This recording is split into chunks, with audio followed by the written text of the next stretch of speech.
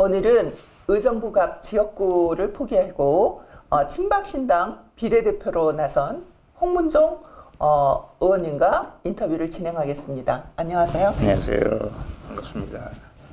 지금 홍문종 의원님께서는 지역구를 이제 포기하시고 친박신당을 창당하셨죠. 네. 그리고 이제 비례대표로 나서셨는데요. 네, 이번 네. 총선에서 무슨 특별한 이유라도 있으신지 궁금합니다. 이제 저희 아버님이 2번 국회의원을 하셨고요. 또 여러 번 출마하셨죠, 사실은. 그리고 저도 4번 당선됐습니다만은 2번 떨어졌으니까 6번 출마한 것 같으네요. 그 40년 동안 선거구를 사실 의정부 선거구를 두고 있었습니다. 포기하는 데는 뭐 저희 가족들 특별히 하나 되신 우리 어머니 많이 반대하셨어요. 지역구를 포기하면 안 된다 그런 말씀을 하셨는데 사실은 제가 잘 말씀은 안 드렸는데 이제 유영아 변호사가 아시다시피 미통당에서 그 비례 신청을 하고 그 다음에 비례 신청이 잘 안 됐죠. 그러고 나서 이제 미통당과 우리가 어떤 관계를 가지고 어떻게 가야 될까 그런 생각을 하고 있었는데 대통령께서 주신 마지막 말씀이 이 친박 신당 대표가 미통당 후보하고 나가서 싸움하는 모습은 대통령 보시기에 별로 좋지 않다. 그러니까 우리 친박 신당은 비례대표 당으로 가는 게 좋겠다라는 게 대통령의 지침이셨어요. 마지막 지침이셨죠. 이번 선거 이제 들어오기 바로 직전에 그 말씀을 하셔서 저희가 사실은 모든 선거 운동을 다 준비해놓고 사무실 준비하고 다 준비했다가 대통령이 말씀하셔서 지역구를 포기할 수밖에 없었는데 지금 보니까 대통령이 그 뜻을 알겠다. 저희가 이제 지역에서 대구하고 한두 군데만 내고서는 저희가 거의 후보를 내지 않았거든요. 대구 같은 경우는 이제 2분 다 우리가 그 사탄파라고 하는 탄핵에 찬동했던 김부겸 또 누구죠? 하여간 그 2 사람을 우리 곽성문 의원께서 탄핵에 찬성했던 사람은 그냥 둘 수가 없다. 꼭 탄핵해야 된다. 그 사람들을. 그래서 이제 거기 출마하고 그 외에는 우리가 전국적으로 60명에서 80여 명 정도가 준비를 하고 있었는데 저희가 그분들을 일일이 진정시키고 우리는 비례정당으로 갈 수밖에 없다는 걸 설득하는 데 사실 많은 힘이 들었는데 제가 솔선수범을 한 거죠. 예. 지금 이제 의원님 말씀을 듣다 보니까 박근혜 전 대통령하고 네. 굉장히 깊은 교감이 있으신 네. 것 같다는 생각이 드네요. 원래 네. 우리 보통 국민들이 생각하기는 유영아 그 변호사하고만의 그 교감이 오고 가고 있다는 걸로 알고 있었는데요. 아니 박근혜 전 대통령하고 굉장히 깊은 의견을 나누시는 것 같은데 그게 사실입니까? 예. 그 대통령께서 하루에 거의 사과 박스 하나 정도의 편지를 받으십니다. 그리고 이제 저희는 대통령하고 이제 여러분들도 하실 수 있어요. 저희가 대통령하고 직접 이메일을 할 수가 있습니다. 제가 컴퓨터를 통해서요. 그러면 저희가 편지를 보내면 거기서 프린트아웃해서 대통령에게 갖다 드립니다. 저희는 지금도 당에서 일어나는 모든 일을 매일매일 대통령께 보고를 하고 있습니다. 우리는 지금 뭘 어떻게 하고 있다, 누가 뭘 하고 있다, 당 대표가 지금 어떤 행보를 하고 있다 하는 것을 매일 말씀을 드리고 있고요. 유영아 변호사가 이번 선거에는 완전히 지금 대통령 명에 의해서 지금은 쉬고 있습니다. 이번 선거에는 더 이상 참여하지 않는 것이 좋겠다라는 게 아마 대통령의 뜻이었던 것 같아요. 그 전에는 저희가 말씀을 드리면 대통령께서 유영아 변호사에게 뭐라고 말씀을 하셔서 유 변호사가 대통령의 뜻을 전달하고 저희가 그 뜻을 전달받은 뜻을 다시 편지를 쓰거나 또 인터넷을 통해서 저희가 편지를 해드리면 대통령께서 다시 피드백하고 그런 관계를 계속해서 유지해 왔습니다. 그래서 계속해서 소통을 하고 있었습니다 하는 말씀을 드립니다.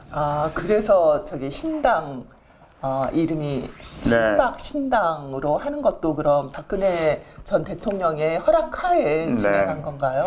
지난 12월 말 1월 초에 저희가 이제 여러 가지 상황이 그 당을 하나 만들 수밖에 없는 상황이었습니다. 그래서 저희가 대통령에게 자유민주공화연대 이렇게 당을 만들었으면 좋겠습니다라는 말씀을 드리면서 너무 지금 자유라는 말씀을 쓰는 사람, 공화라는 말 쓰는 사람, 민주라는 말 쓰는 사람 여러 사람들이 많이 있기 때문에 굉장히 헷갈릴 가능성이 있는데 저희가 원하기는 친박 신당으로 했으면 좋겠습니다. 이렇게 저희가 여쭸어요.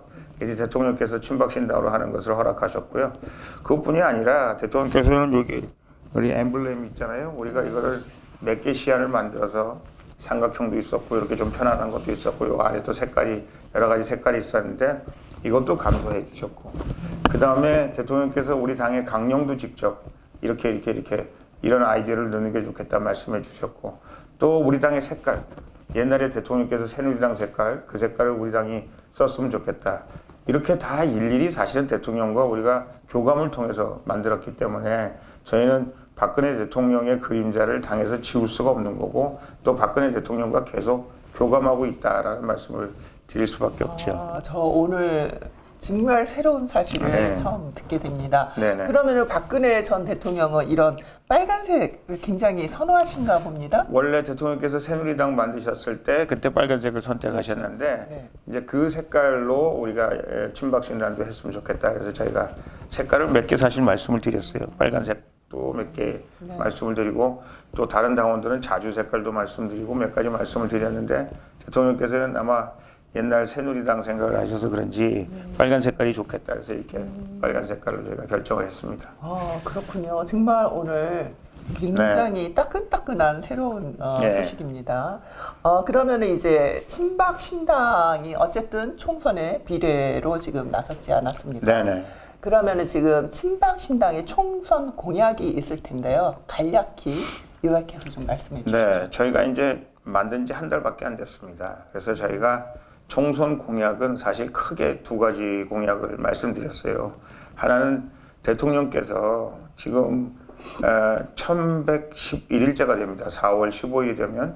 그래서 우리 11번하고 정말 관계가 많다 이렇게 말씀을 드리는데 1111째 감옥에 지금 갇혀 계시는데 이것저것 다 떠나서 여태까지 대한민국 대통령이 감옥에 제일 오래 있었던 분이 700며칠이에요. 그것은 전두환 또 누구죠? 노태우, 김대중 어떤 대통령도 그렇게 오랫동안 대통령이 감금돼 있었던 적이 없었습니다. 그래서 저희는 이 친박당을 하는 모든 사람들이 대통령이 빨리 나오셔야 된다. 지금 더더군다나 지금 무한 코로나 이것 때문에 나라가 정말 어지럽고 또 그 연령대에 있으신 분들이 가장 그 걸리면 아주 그 치사율이 높은 그런 지금 어려운 환경에 놓여 있는데 대통령을 정말 어떻게 하려고 아직도 내놓지 않고 있냐. 저희가 이제 가슴 아프게 생각하는 거는 혹시 대통령이 나와서 어떤 정치적 영향력을 발휘하시고 그 영향력이 친박신당한테 플러스 될까봐 걱정하고 있다면 우리가 대통령 절대 그렇게 우리 정치적인 목적을 위해서 대통령 뭐라고 우리가 말하자면 대통령 이름을 쓰지 않을 테니 대통령 절대 지금은 대통령을 집으로 국민품으로 돌려드려야 될 때다. 저희가 지금 그게 우리 공약의 1번입니다. 그래서 제가 맨날 심지어는 대통령 사람만 계십시오. 저희가 옛날에 대통령께서 우리 보러 사람만 돌아와라 이렇게 말씀하셨는데 제가 대통령 사람만 계십시오. 대통령 석방 그리고 대통령 석방을 통해서 대통령께서 사실은 문재인 정권에 관해서 이 참 나쁜 정권이다. 이게 허위다. 결국은 사기 탄핵에서 만들어진 정권이다.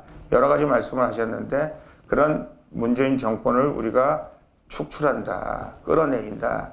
이것이 큰 두 개 저희의 공약이죠.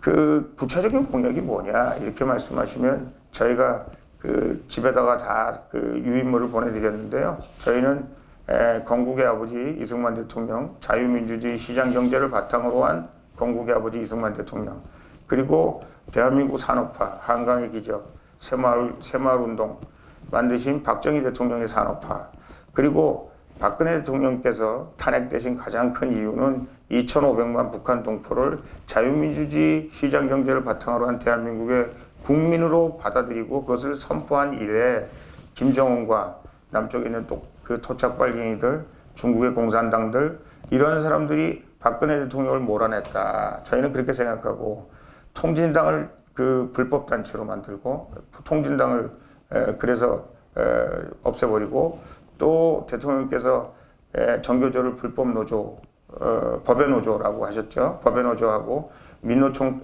가입을 어렵게 만드시고, 그러니까 이런 기본적인 그 대통령의 통치 철학이 저희가 그것을 이어받고 그것을 더욱 개성 발전시킨다.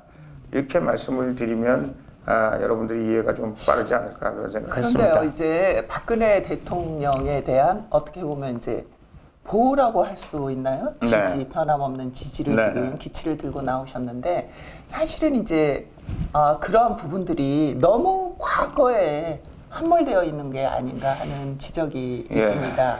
그럼 지금 우리나라가 이 4차 산업혁명의 이 급격한 변화 속에서 지금 굉장히 미래를 향하여 나가야 될 텐데 지금 계속 우리나라는 미래를 향한 어떤 그림도 나오지가 않고 전부가 과거를 지금 돌이켜보면서 과거에 함몰되어서 한 발짝도 나가지 못하는 국가가 되고 있다는 그런 우려가 굉장히 있습니다. 그 점에 대해서는 어떻게 생각하십니까? 예, 그런 아쉬움을 사실 많은 분들이 말씀을 하고 계시죠. 근데 저희가 이제 보시면 제가 이제 대충 그 우리 컷 아웃라인을 말씀을 드렸는데 우리 이승만 대통령의 자유민주주의 시장 경제라는 것이 굉장히 진보해 보이죠. 옛날 건국의 아버지 이승만 대통령이 주장하신 거잖아요. 그러나 그 자유민주주의 시장 경제라는 기본적인 한미동맹이라는 기본적인 틀은 그때나 지금이나 굉장히 대한민국의 중요한 틀이고 그것이 계속해서 유지, 개선, 발전돼야 된다. 예를 들면 박정희 대통령의 산업화 정신 이것이 지금 4차 산업, 5차 산업으로 계속 이어져 가야 된다. 경제개발 1차, 2차 경제개발이 대통령께서 주도하시고 그것이 성공해서 오늘날 대한민국이 된 것처럼 앞으로 기본적인 틀이 그렇다는 얘기고요. 그것이 우리 대한민국을 오늘 만들었다는 얘기고 그것을 그대로 답습하자는 의미가 아니라 그것을 더욱 개선 발전시키되 그분들이 원래 말씀하고 계셨던 산업화 정신, 원래 자유민주주의 시장경제를 바탕으로 한 대한민국 이런 것들을 우리가 소중한 가치로 움직일 수는 없는 가치로 우리가 지켜가면서 우리 미래를 설계하자 그런 취지로 설명을 해주시면 좋겠고요. 우리 박근혜 대통령에 대해서도 저희가 말씀드리는 거는 박근혜 대통령 개인 물론 훌륭하신 분입니다. 뇌물죄가 없으신 분이고 사실은 우리 트럼프 대통령 예를 봐서도 알지만 국정농단이라는 게 있을 수 없는 일이거든요. 그런 박근혜 대통령이지만 우리 박근혜 대통령 개인에 대한 어떤 신격화하고 박근혜 대통령 그렇게 우리가 말씀드리는 게 아니라 박근혜 대통령이 말씀하셨던 예를 들면 통진당 해산시키셨잖아요. 우린 반공정신 이것을 우리가 미래에 반공정신을 어떻게 개선 발전시키느냐 이제 그게 굉장히 중요합니다만은 실질적으로 우리가 미래에 어떤 정책을 쓰더라도 어떤 정책을 만들더라도 대한민국이 고려연방제로 가고 대한민국이 공산화되고 이것을 우리가 막아야 된다는 기본적인 통치 철학 이념 아래 그 다음 세대에 우리 나아가는 우리 미래의 비전을 만들어내야 되지 않을까 그렇게 이해해 주시면 감사하겠습니다. 지금 이제 우리 홍 의원님, 홍 대표님이시죠. 네. 말씀을 듣다 보니 사실은 지금 우리나라가 남북 관계에 있어서 서로 도저히 합의를 볼 수 없는 그 밑바탕에 그 반공이냐 아니면 이제 어떻게 승공인가요? 네. 반공과 승공이 좀 차이가 있죠. 네네. 그런 관점에 대한 굉장한 차이가 있는 것 같습니다. 이제 그거는 사실 우리 민족적으로 앞으로도 계속 진행돼야 될 그 굉장히 엄청난 문제인 것 같습니다. 네, 그렇습니다. 그러면 이제 이번에 선거 4.15 총선이 만약 이제 끝나고 나면 사실은 이제 보수 대통합이라던가 어떤 그런 부분이 또다시 진행이 될 텐데 그 부분에 대해서 지금 우리 홍 대표님께서 어떠한 생각을 갖고 계시는지 궁금합니다. 이른바 이제 저희가 대한민국 좌경화, 또 대한민국 종북 주사파 공산주의 이 세력들은 이번 4.15 총선을 계기로 해서 대한민국을 완전히 사회주의 공산주의 체제로 가고 싶은 생각을 가지고 있고 구분응선까지 왔다 이렇게 생각하는 것 같습니다. 사실 미국이나 일본 이런 데 가보면 조야에서 대한민국 사회주의 국가다라고 서슴없이 얘기해요.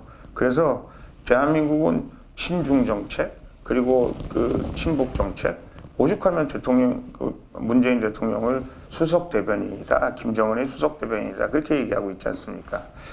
우리 이른바 보수 우파 진영에서도 똑같은 생각을 하고 있습니다. 지금 비록 우리 좌경화되어 있는 사람들, 뭐 진보 세력이라고 해도 좋고 좌경화 세력, 우리는 공산주의 세력 이런 사람들이 대한민국을 완전히 구분응선까지 지금 다다라서 이제 조금만 더 있으면 대한민국이 완전히 좌경화되는 그런 시점에 놓여 있다고 생각하는 거나 마찬가지로 우리 이른바 보수 우파 세력들도 지금 이 단계에서 좌경화를 막아내고 대한민국이 완전히 보수 우파 자유민주주의와 시장경제 한미동맹을 바탕으로 한 새로운 출발점이 지금 90% 능선까지 와 있다.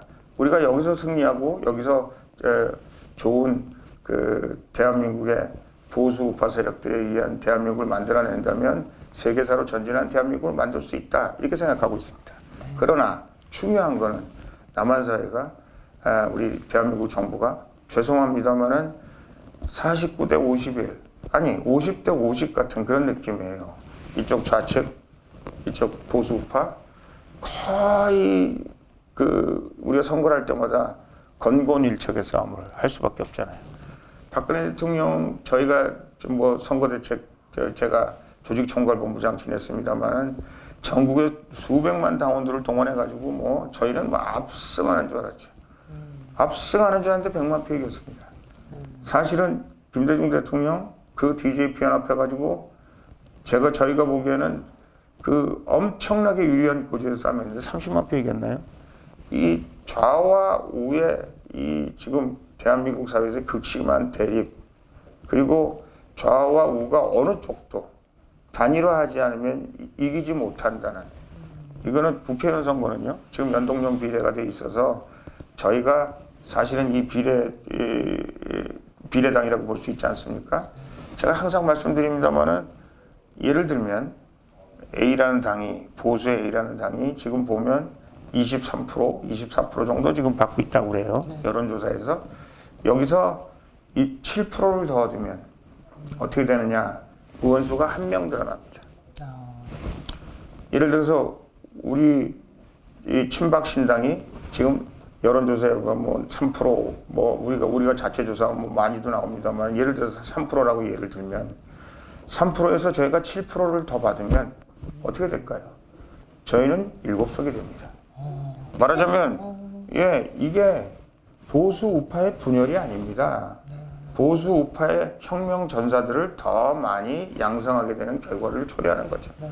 그래서 이 사람들이 더 이 전체 이른바 우리가 말하는 전국구 비례 여기는 보수 우파의 전사들이 더 많이 당선될 수 있는 가능성이 있는 거죠. 이거는 저희뿐만 아니고 좌파도 마찬가지입니다.